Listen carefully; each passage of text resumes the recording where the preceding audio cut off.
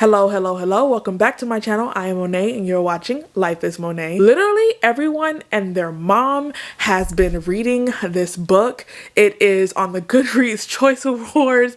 It is being rated top of the year and I feel so inclined to pick it up, especially because I have this beautiful edition of this book that I got from Fairy Loot that is seriously stunning. I can't get over how nice this edition is. However, this is going to be a bit of a risky vlog because this is an author that I read one book from about 2.5 years ago at this point, and I did not really enjoy the book and I did not continue reading with the series, and I had decided that I just thought this author was not for me.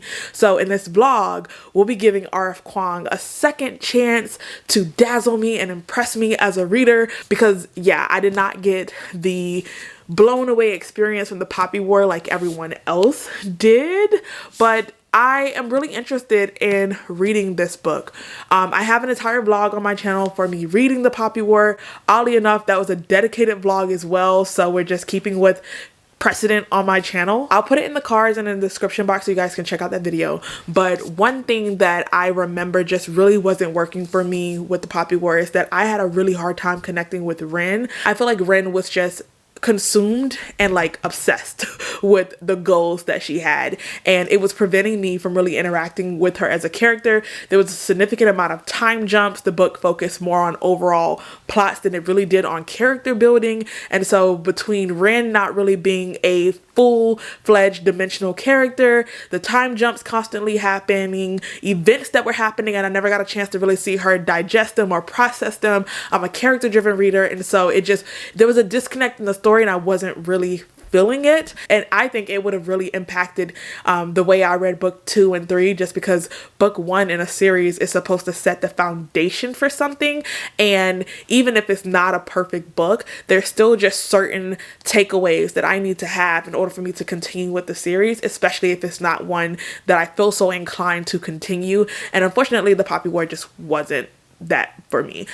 So I'm hoping that this changes in this book. I anticipate that we're still going to focus more on overall themes and events, but I'm hoping that we have a better balance of characters this time around. Other than that, I expect to be blown away with the historical aspect of the story, just because that was something that was really good in the Poppy War as well. Other than that, we're going into this kind of iffy. So I was going to break up my updates in this vlog by chapters just because I recently seen someone do it and it was just my idea of a perfect vlog and I could really keep track of where they were in the story.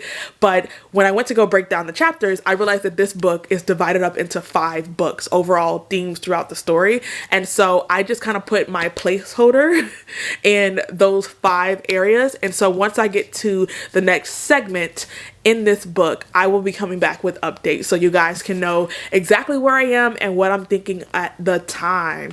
I have to say that I am like pleasantly surprised is an understatement.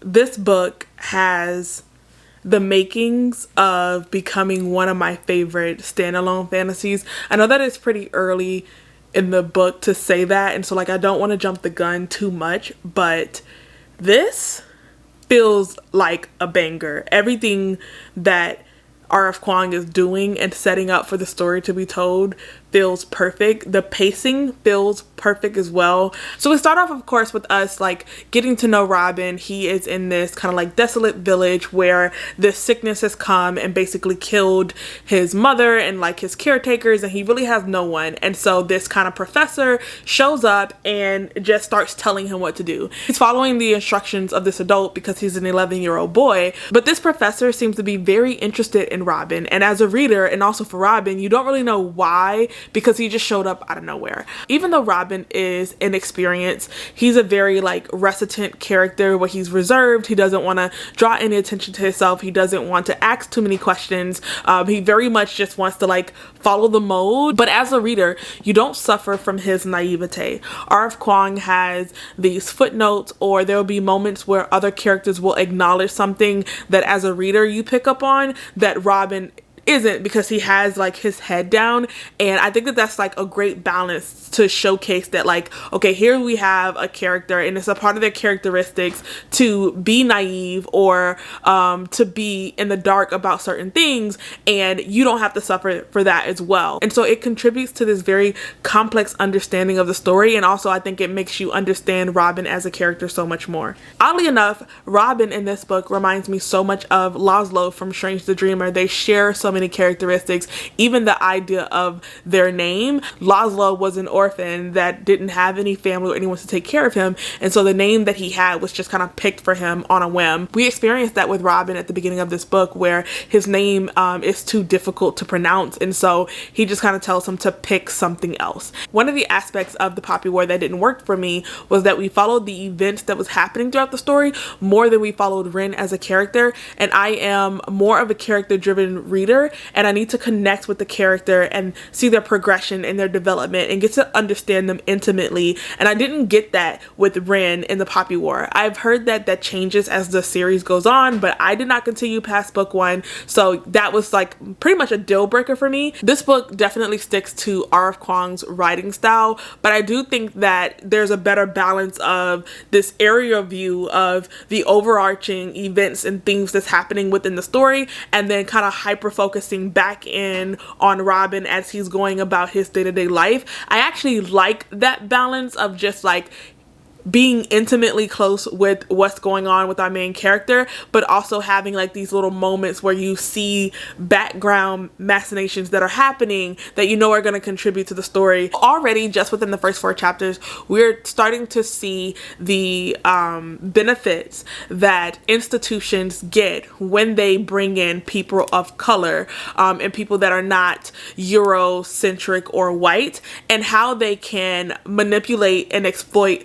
a culture and a language and just an understanding of a different community to their own advantage. And when you look at history, when there was like deals or exchanges that happened like this, individuals and communities and tribes would win in the short term. They would gain a small amount of benefit from doing these interactions, but what they would lose in the long term would end up being generational. It would end up being decades long. And I do think that that's something that Robin's going to have a hard time coming to terms with, is what I gain as an individual who really has nowhere to turn to and nothing else to go to. Like, I don't have anything else going for me.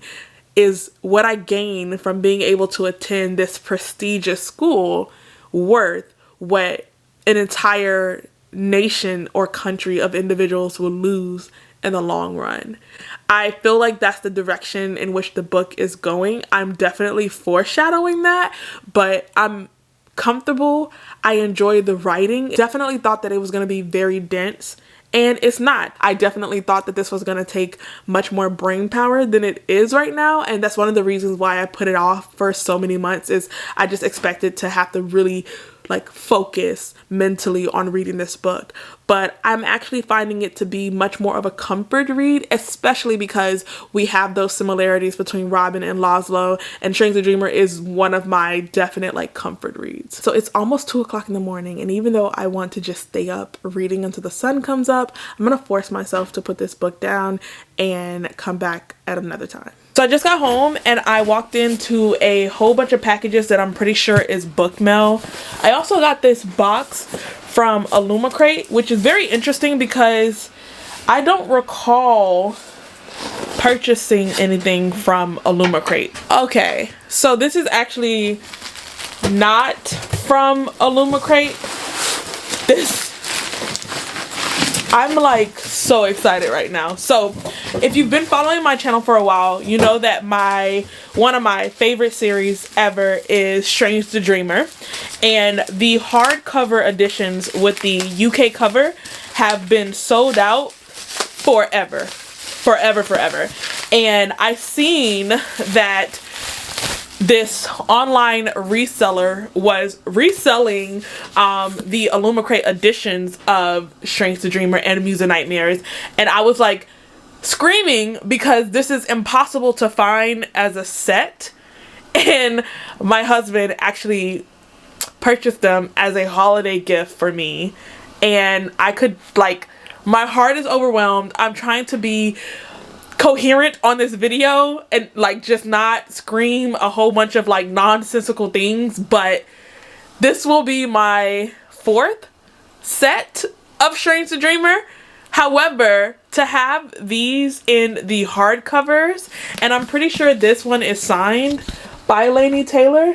It totally is signed by Laini Taylor. Like, these are going to my grave with me. These are going to my grave with me. My set for Strange the Dreamer is complete.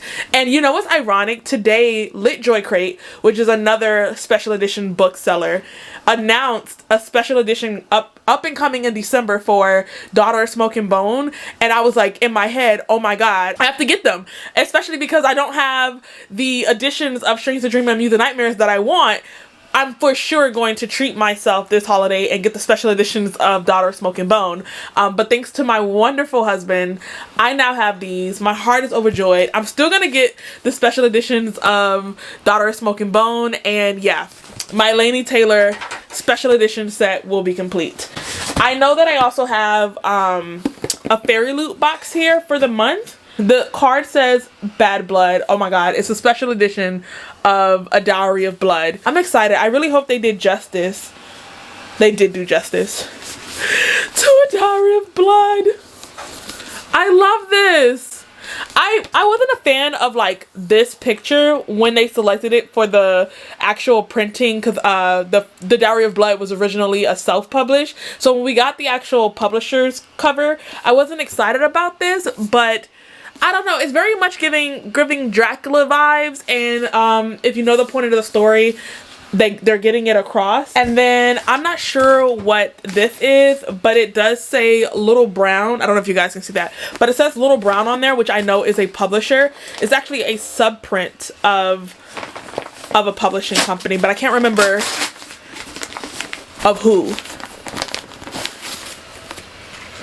Emily Wilde's Encyclopedia of Fairies. This is actually coming out by Orbit, and I think Little Brown might actually be a subprint of Orbit. I love books about fairies. This seems like literally the blurb on the top says that it's a whimsical delight, and so if we're gonna mix like fantastical whimsical writing with a mystery with fairies and a romance, I am very excited about that. I feel like I'm gonna pick this up ASAP. When I was at Target, I seen that they had the KitchenAid mixer on sale for the holidays, and so I finally grabbed one. I am incredibly excited because I do a lot of baking, but these things are so expensive that I got a cheaper brand, and I've been using my cheaper brand for years, but now that this one was at an affordable price, I definitely grabbed it. Came home to some more book mail. I did a vlog a while ago that was trying a chapter in Barnes & Nobles, and I tried a chapter of The Wolf and I really liked it. I didn't want to invest in book 1 of a series not knowing if I was going to like it or not, so I decided to hold off on purchasing it and try it like ebook from my library. I'm very excited for this because the first chapter of The Wolf sounded so good, and now I have book 1 and book 2. And then I also got the Foxglove King by Hannah Witten. I tried to read For the Wolf and I ended up DNFing it, so this is definitely a risky one on my part, but the synopsis sounds pretty interesting and it looks like I have a bit of time before the release date to read it. So yeah, thank you. This segment felt very much just us getting acclimated to the world, getting used to Robin as a character, trying to understand him a bit more. I do feel like this was not packed in terms of action. A lot of the world building and trying to understand the magic system happened in this segment. I do not really care for the magic system. I feel like it's very ambiguous, it's hard to grasp and understand, and it's not supposed to be. Like, there's a real attempt to get the reader to understand the way the magic works in this world. However, it's still unclear. It's still very foggy. What I've gathered so far is that they use language, like language is magic, I guess. And as they translate from one language to another, they inscribe silver bars. And the silver bars have basically like a positive and a negative. I feel like that's not the way to say it, but one word translates, like one word on a silver bar will translate to another silver bar that is in a different language. However, some things are lost in translation. There's just some meanings to words and phrases that loses significance in translation, and somehow that matters with the bars. I'm not sure if it makes them more powerful or what, but from what I understand, which is like I feel very little, is that these bars can create an effect and change the perception or the reality around what they have going on. But it is not very clear how they do that. And it was frustrating for me to like reread these passages trying to get a vision for what was happening, and it wasn't working. I could not picture the way that it was going, even though I was being told all of the mechanics of what was going into it. The structure just, it doesn't make sense to me. So with the time period that we're in like the early to mid 1800s, we are going through the industrialization as well as colonialism, and somehow these bars being used to change reality in some way, to have an effect on reality, is also being used as like an energy source. Is fueling London. I don't really understand what that means, but it is allowing London to take advantage of this magic system in a way that no one else is benefiting from. And so I guess their industrialization is going at a faster, more seamless pace because they have the use of the effects of this silver bar. It's like I almost understand it just a little bit, but then it keeps grasping out of my hand. So I'm not gonna like obsess over it. I think that I'm just not gonna fully understand the way the magic works in this book, but I think I understand the important parts of what's happening when we look at the exploitation of other countries and the use of magic to propel a society forward through industrialization and just centralizing the processes in which things are done. There are locals who are being left out and disenfranchised from this buildup of wealth. And so this discontent is actually happening within London itself because people are being put out of jobs, and also they're not gaining any of the equity that comes with this. And so basically this is a system in which the rich get richer. Those that can afford the silver bars in the first place and benefit from the translation that is happening get richer. But those who do not have their hands in this elite pot, they can't catch up. And the gap between the wealthy and the unwealthy is seemingly getting larger as the story goes on. And I hope that that is going to play a part in whatever climax in the story that we're going to have, because I think that there's a great opportunity here to show perspective and to show significant impacts of something from all aspects of society, from high class, low class. So it's not fair to the countries that they're exploiting, but also it's not fair to the low and working class individuals within the society who are being left out of what's happening. I am unsure about Robin as a main character. I question his capacity to be the heroine of the story. As much as I really like him, it's just the decisions that he's making makes me question. It makes me a little nervous because he's doing things that doesn't really make sense to him, and he's not questioning, and he gets to the point where he's so frustrated because he doesn't have answers. But also it's like, you're doing these things without answers in the first place, and you're allowing your boundaries to be overrun, and you're getting to the point of just pure frustration that I'm afraid that he's gonna like lash out, if that makes any sense, because he's not very good with setting his own expectations and setting his own criteria for how he wants to engage with this rebellion. And he doesn't really know the significance or the impacts of what he's doing. And so like, we have no idea how this rebellion is going.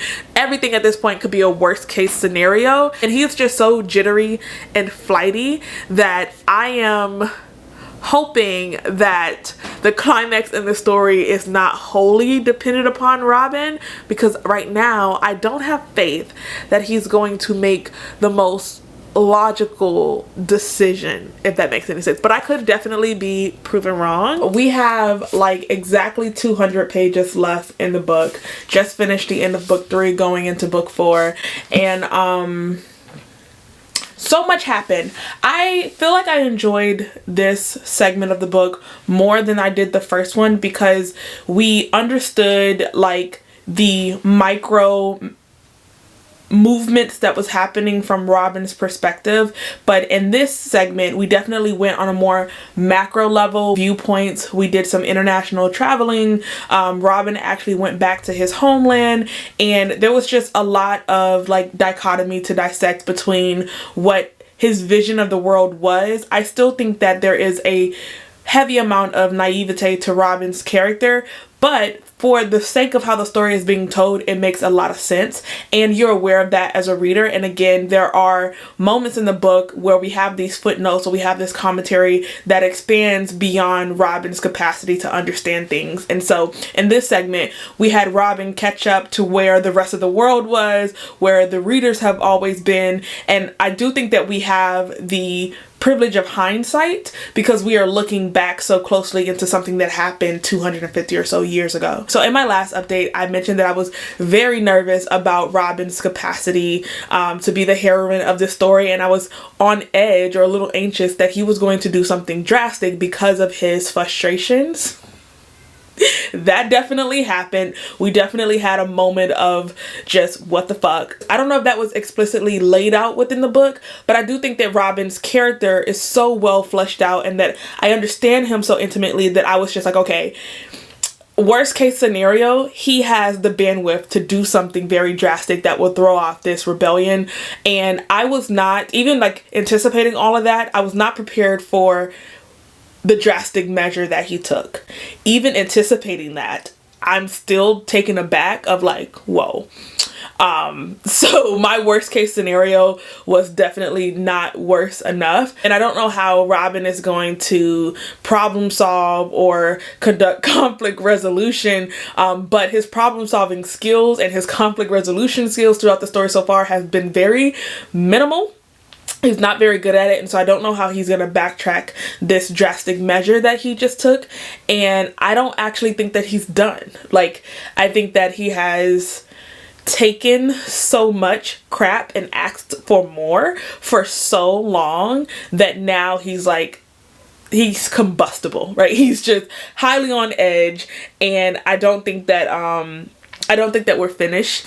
And I'm a little antsy because I don't know where we're going with the story. However, now after this segment, I anticipate that I'm going to fly through book 4 and 5 just because it seems like we're picking up pace here and that we're coming to the climax of the story sometime soon. And this, I feel, has the makings of becoming a series. But I want to just thank R.F. Kuang for making it a standalone because we don't have enough standalone fantasies in the market that are this phenomenal, that are this well done. And she could have drawn this out. She could have expanded this across multiple books, and she chose not to. So things have totally unfolded in this segment in a way that I found to be very predictable.